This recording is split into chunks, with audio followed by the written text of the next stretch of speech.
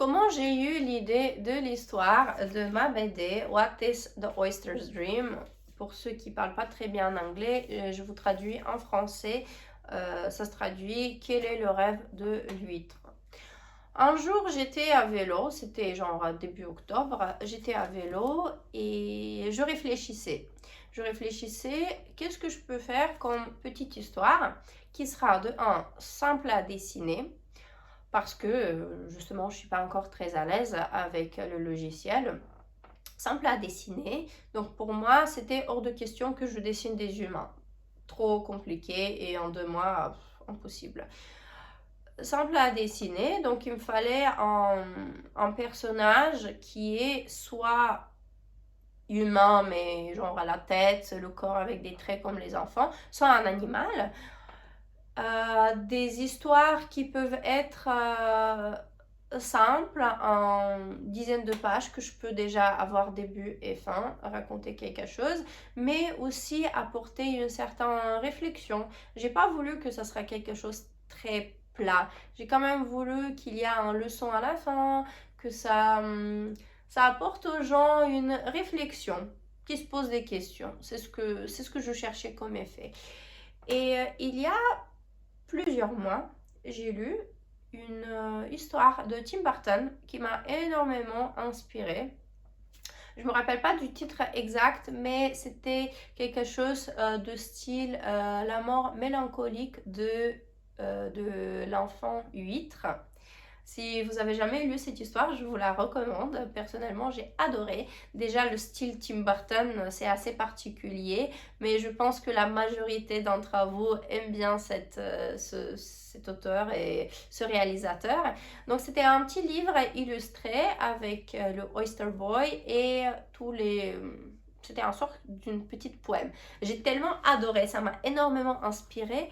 Et là, ce jour-là, quand j'étais à vélo, je me suis dit, bah tiens, ça sera quelque chose qui sera édité autour de Noël, à décembre. Décembre, c'est une très bonne période pour manger des huîtres. Pourquoi pas choisir l'huître comme personnage principal de mon histoire? Et là, tout de suite, j'ai commencé à avoir des idées et bizarrement, le texte et les idées, tout venait en anglais, d'où le fait que le nom de ma BD est en anglais.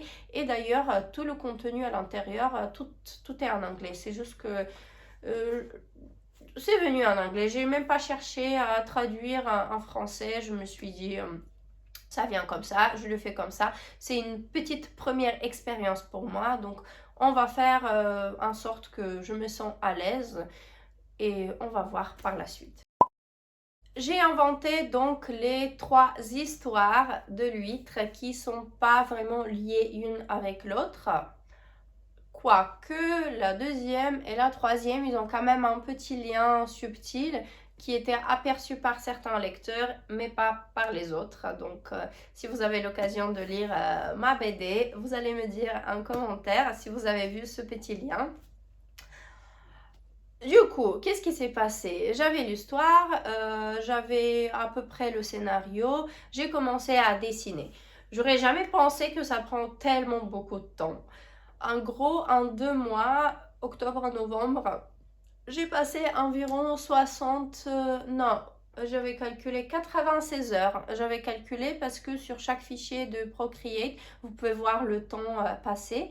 Donc, on va arrondir à 100 heures de travail. Ça sera juste plus simple de le prononcer. Donc, 100 heures de travail en 2 mois, en sachant qu'au mois d'octobre, j'ai dessiné un peu, mais pas plus que ça. Au mois de novembre, je partais beaucoup en vacances, donc une grande partie de ce travail était concentrée dans les 2 dernières semaines de mois de novembre et c'était hyper intense parce que en rentrant de travail, je faisais que dessiner. J'avais commencé à décliner des propositions de sortie parce que je me disais, j'ai un deadline, il faut vraiment que j'arrive à finir. Je me suis dit début décembre, je fais ça début décembre.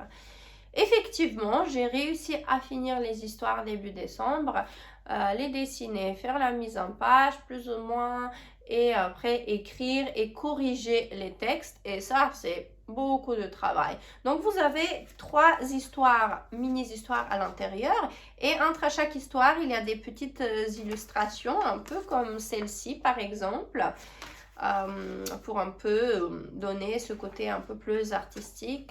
Voilà, je vous montre un peu la contenu à l'intérieur. J'ai pensé quand même que le livre il sera plus grand parce que avec la couverture ça fait 68 pages et je me disais ah ouais 68 pages c'est beaucoup. En fait il est tout fin finalement, il est tout fin mais je suis très satisfaite parce que la qualité de l'impression elle est vraiment très chouette. Et j'avais des très gros peurs que ce ne sera pas le cas parce que quand on commande sur internet vous savez c'est toujours un peu... Bah, on ne sait pas trop ce qu'on aura comme qualité à la fin. Là, tout était prêt, il était temps de passer la commande sur le site. J'avais déjà un peu repéré le type de papier que je veux, le type, un peu le type de livre que je souhaite. Mais il y avait 2-3 petits détails que je ne comprenais pas très bien, donc j'ai décidé de quand même appeler le centre d'aide pour poser la question et heureusement que j'ai fait ça parce que pourtant j'ai regardé et j'ai lu la description plusieurs fois. J'avais en fait choisi, si vous voulez, l'option BD parce que quand on veut imprimer un livre, vous avez plusieurs options, album photo, album, voilà, livre, écrit avec des dessins, sans dessin, la. Il y avait option manga et il y avait option BD. Je me suis dit, bon, moi, j'ai pas vraiment dessiné une manga, donc pour moi, c'est plutôt une BD. Et je suis allée dans la section BD, je vais calculer tout. Mais il y avait des choses que je comprenais pas, donc j'ai appelé et heureusement que j'ai fait ça parce que finalement, ce que j'avais repéré et choisi, c'était une rayure pas carré-collée comme c'est ici, mais avec des agrafes. Et moi, je voulais absolument pas des agrafes. J'ai rien contre ce type de rayure, mais si on veut avoir un produit un peu plus... qui a l'allure d'un livre, on ne peut pas mettre des agrafes. La dame au téléphone, elle était super sympa, elle m'a tout expliqué. Et après, j'ai tout de suite changé le devis et j'ai choisi en fait l'option manga. Je vous dis ça parce que c'est important de ne pas faire tout de suite confiance au titre comme moi j'ai fait et vraiment lire attentivement. J'aurais eu vraiment, mais vraiment les nerfs si j'avais commandé l'option avec des agrafes. Je crois que j'aurais été vénère mais contre moi-même parce que ça aurait été ma faute à 100%. L'importance de lire les descriptions. Voilà, Evelina lit bien des descriptions, c'est important. Du coup, j'ai choisi l'option manga.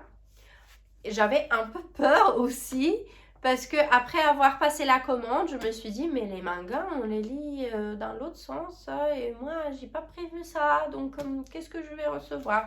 Non, j'ai reçu quand même des livres qui se lisent dans le bon sens européen de la lecture. Ce qui est bien aussi, parce que j'aurais eu les nerfs si c'était dans l'autre sens. Bon, ça aurait été encore une fois complètement ma faute.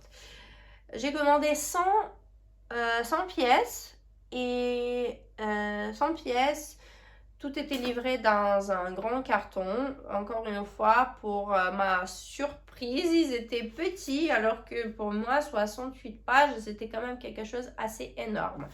J'ai passé environ 8 heures pour préparer le fichier pour l'impression. C'est un tel stress à chaque fois parce que j'avais des doutes. Est-ce que j'ai bien fait les couleurs, même si à l'intérieur c'est pas super coloré, on a du bleu, du rouge, le blanc et du noir. J'avais peur que par exemple le texte blanc ne va pas sortir correctement sur un fond noir. Et j'étais un peu obligée de refaire une grande partie de mes textes, mettre quand même sur un texte noir sur un fond blanc pour être sûre que ça va sortir bien. Et le galère que j'avais, c'était que je dessinais sur mon iPad. Mais après la mise en page, je devais la faire sur mon ordinateur parce que sur le iPad, j'ai pas la suite Adobe. Et le seul moyen de préparer le fichier d'impression, c'était de passer par, je crois c'était Photoshop. Ouais, par Photoshop. Ce que j'ai trouvé d'ailleurs assez absurde parce que contrairement à un InDesign où on peut ouvrir tout le fichier avec 68 pages ou peu importe ce que vous avez, sur Photoshop, c'est pas le cas, hein. Donc ça veut dire que j'ai ouvert tous les 68 pages une par une. J'ai enregistré une par une et après j'ai dû de nouveau recréer un PDF pour pouvoir l'envoyer. C'était vraiment un galère. J'ai passé environ 8 heures à transférer de iPad vers mon ordinateur, téléchargé sur l'ordinateur qui n'est pas d'ailleurs un Mac, c'est un Dell. Donc les couleurs, ils sortaient pas de la même manière et j'étais tellement stressée. Je me disais mais qu'est-ce que ça va sortir à l'impression, parce que sur le iPad c'était très beau, sur le Dell, ouais, c'était pas trop ça, hein. J'ai quand même vu la différence et j'avais vraiment peur, même si j'ai fait les bons réglages comme la dame au téléphone elle m'a expliqué, bah j'avais toujours des doutes. Donc 8 heures, imaginez-vous, j'ai passé à faire des transferts, à faire la mise en page sur Photoshop et après faire un grand PDF. J'ai fait un premier PDF, il y avait une erreur. J'ai dû supprimer ce PDF, reprendre une image, envoyer l'image, 8 heures, 8 très très très bonnes heures pour faire tout ça. J'ai envoyé le fichier à l'impression et bah, j'ai reçu mon carton avec mes BD et je suis vraiment très très ravie de résultat. What is the oyster's dream? Si ça vous intéresse, je vous propose de découvrir mon livre. Il est à la vente pour le commander. J'ai pas encore un site internet, mais vous pouvez m'écrire sur mon Instagram et soutenir mon petit projet. J'ai déjà vendu à peu près la moitié. Peut-être un tout petit peu moins, j'ai commandé une centaine, je crois que j'ai vendu 35 bouquins pour l'instant, ce qui est un très bon chiffre je trouve pour quelqu'un qui promouvoit son travail tout seul. Et j'espère quand même pouvoir les vendre tous au complet un jour pour commander une deuxième édition. Si vous voulez découvrir mon travail et surtout soutenir mon travail, je vous invite d'aller sur mon Instagram, il est en description et vous pouvez m'envoyer un message privé pour savoir quelles sont les modalités de l'achat, de l'envoi, etc. Je voulais dire énormément de choses dans cette vidéo, mais de un, j'ai peur qu'elle sera beaucoup trop longue et de deux, j'ai pas vraiment écrit un scénario. J'ai pas trop d'expérience encore avec ça. Je me suis dit, je vous raconte ce que j'ai envie de raconter et si je loupe un détail, bah, j'ai toujours le droit de faire une deuxième vidéo où je vous parle un tout petit peu plus peut-être des côtés techniques parce que là, je vous ai pas parlé trop du prix, calcul des prix et tout, combien ça m'a coûté. Etc. Mais je me dis que ça c'est un sujet à part que j'ai pas vraiment voulu évoquer dans cette vidéo, mais si ça vous intéresse, pour moi ça sera un grand plaisir de partager ça parce que j'ai pas peur de parler des chiffres et de prix. Je trouve que c'est important aussi de savoir un peu ce que ça coûte. Et pourquoi pas, ouais, peut-être je vais faire une deuxième vidéo où je parle du côté de ce côté un peu plus concret. En tout cas, merci d'avoir regardé cette vidéo jusqu'à la fin. Si quelqu'un de vous a déjà lu ma BD, je serais vraiment ravie d'avoir un commentaire. Et si vous voulez, encore une fois, commander et lire mon travail, bah, envoyez-moi un message sur Instagram et ce sera avec un grand plaisir. Voilà, c'est tout pour aujourd'hui. Je vous embrasse très fort et je vous dis à la prochaine fois. Bye bye!